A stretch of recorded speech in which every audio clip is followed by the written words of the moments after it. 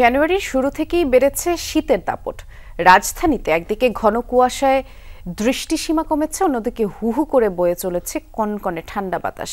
হঠাৎ তাপমাত্রার পারদ কমায় ভোগান্তিতে সাধারণ মানুষ, বিশেষভাবে খেটে খাওয়া মানুষদের ভোগান্তি সবচেয়ে বেশি। ক্যালেন্ডারের পাতা উল্টানোর সঙ্গে সঙ্গেই বদলে গেছে আবহাওয়ার চিত্র। হুট করে বেড়েছে শীতের প্রকোপ, কনকনে ঠান্ডা বাতাসে কাঁপছে জনজীবন। সূর্যের তো দেখাই নেই, উল্টো বেলা গড়ানোর সঙ্গে সঙ্গে বাড়ছে ঠান্ডার অনুভূতি। রাজধানীতে সাধারণত শীতের তীব্রতা কম থাকে, তবে বছরের প্রথম দিন থেকেই কুয়াশার চাদরে ঢাকা ব্যস্ত নগরী। কিন্তু জনজীবনের চাকা তো থেমে থাকার নয়, তাই হাড় কাঁপানো শীতেই গরম কাপড় জড়িয়ে কাজে নেমেছে নগরবাসী। শীতে তো একটু কষ্ট হচ্ছে, বাতাস বসছে, বিশেষ করে প্রবল রোদ নাই, এই ধুলোবালি একটু কম, কিন্তু শীত বেশি। বাতাসের কারণে মানুষ, গরিব লোক, রাস্তাঘাটে ছিল গরিব মানুষ থাকে, এরা খুব কষ্ট আছে, খুব শীত। শীতে সবচেয়ে ভোগান্তিতে খেটে খাওয়া মানুষ। তারা বলছেন, তিন বেলা খাবারের জোগানই যেখানে চ্যালেঞ্জ, সেখানে আরামদায়ক গরম কাপড় বিলাসিতা। শীতের জন্য ভাড়া মারতে পারি না, লোকজনও নাই। শীতে অনেক কষ্ট, আমাদের গরিবের অনেক কষ্ট হচ্ছে। কম্বল টম্বল দেয় না, সাহায্য করে না, খুব আমরা কষ্টতে আছি। আবহাওয়া অফিস জানিয়েছে, এবছর শীতের প্রকোপ থাকবে আগের তুলনায় বেশি। আজ রাজধানীতে সর্বনিম্ন তাপমাত্রা 13.8 ডিগ্রি সেলসিয়াস। 6-7 তারিখে পরে প্রথমে মৃদু থেকে মাঝারি কোল্ড ওয়েভ আসবে, তারপরে স্পেলে আবার একটু তাপমাত্রা বাড়বে। সেকেন্ড উইক বা থার্ড উইকে যায় অনেক জায়গায় তাপমাত্রা মৃদু থেকে মাঝারি, এমনকি কিছু কিছু জায়গায় তীব্র কোল্ড ওয়েভ আসার সম্ভাবনা রয়েছে। সারা দেশের মধ্যে চুয়াডাঙ্গায় সর্বনিম্ন তাপমাত্রা রেকর্ড করা হয়েছে 9.8 degree Celsius. Sumaiya Oishi, Jamuna news, Dhaka. রাজধানীতে আজ যেই শীতের চিত্র সেটি আমরা জানবার চেষ্টা করব। আমাদের সহকর্মী এম এ আজিজ এই মুহূর্তে আগারগাঁ এলাকায় আছেন, দেখতে পাচ্ছি তাকে।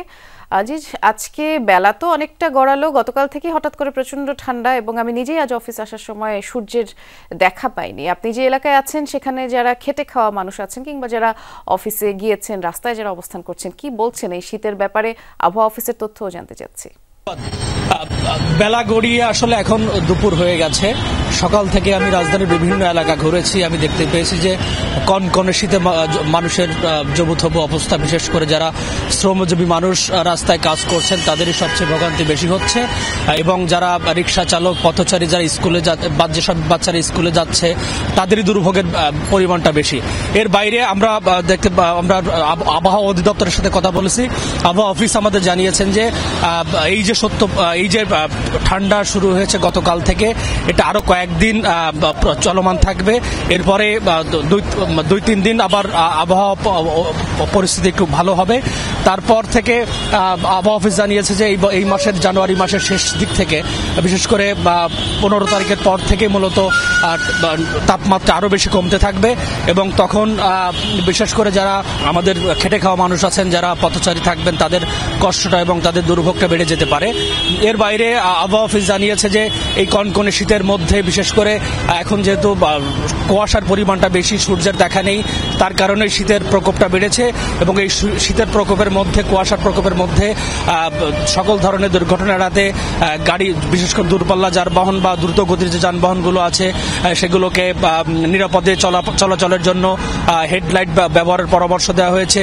এর বাইরে আবহাওয়া অফিস জানিয়েছে যে বিমানবন্দরে যেসব বিমান ওঠানামা করছে সেগুলোকেও সতর্কতার সাথে চলাচলের নির্দেশনা আবহাওয়া অফিস দিয়েছে। এছাড়া আবহাওয়া অফিস জানিয়েছে যে এই কনকনে শীতের মধ্যে বিশেষ করে শিশু এবং বয়স্ক যারা আছেন আমাদের পরিবারে, তাদেরকে নিরাপদে রাখার জন্য, তাদেরকে সুস্থ রাখার জন্য তাদেরকে বাড়তি যত্ন নেওয়ার পাশাপাশি